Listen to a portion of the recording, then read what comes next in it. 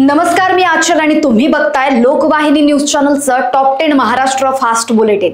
एक नजर टाकूया राज्यभरातील महत्त्वाच्या घडामोडींवर। पुणे विमानतळ परिसरात एकाच दिवशी सकाळी 5:30 आणि सायंकाळी 7:30च्या दरम्यान बिबट्या दिसला। वन विभागानं पिंजरा कॅमेरे लावून निगराणी वाढवली। पुणे पोलिसांचा धडाका। मध्य प्रदेशच्या बडवानीत अवैध बंदूक कारखाने उद्ध्वस्त, 50 भट्ट्या जाळल्या, 36 जण ताब्यात, पुण्यात 21 पिस्तूल जप्त। धाराशिव मध्ये मंदिराकडे जाणाऱ्या MUVचा टायर फुटला, डिवायडरला धडक, पलटी होऊन सोलापूरच्या 3 महिलांचा मृत्यू, 10 जण जखमी। पालघरमध्ये 3 वर्षापासून फरार नायजेरियन व्यक्ती एरिकला याला नालासोपाऱ्यातून अटक, पंजाब NDPS केसमध्ये होता वॉन्टेड। मालेगावमध्ये अजित पवारांचा मतदारांना थेट इशारा, तुमच्याकडे मत आहे, माझ्याकडे पैसा, तुम्ही नाकारलं तर मीही नाकारणार। 18 पैकी 18 उमेदवार निवडले तरच विकास कामांना निधी देईल। पालघरच्या जंगलात 11 वर्षीय मयंक कुवारा याच्यावर बिबट्यानं केला हल्ला, स्कूल बॅगनं जीव वाचवला, दोस्तांसह दगड मारून आरडाओरड करून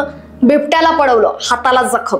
रायगडमध्ये JNPT पनवेल मार्गावर भरधाव SUVनं ट्रकला पाठीमागून धडक दिली। नवी मुंबईचे हितेंद्र पाटील आणि श्रीनाथ चंद्रलेखर यांचा मृत्यू, 5 जण जखमी। बीडमध्ये अजित पवारांच्या ताफ्यातील फायर ब्रिगेड गाडीनं मोटरसायकलला धडक दिली। विष्णू सुदे दाम्पत्य आणि 3 आणि 7 वर्षाच्या 2 मुली गंभीर जखमी, स्वामी रामानंद तीर्थ रुग्णालयात दाखल। उपसभापती नीलम गोऱ्हेची मागणी, नॉयलॉन मांजा उत्पादक विक्री, ऑनलाईन सप्लायवर पूर्ण बंदी, जिल्हास्तरीय टास्क फोर्सनं छापे घालून साठा जप्त करा।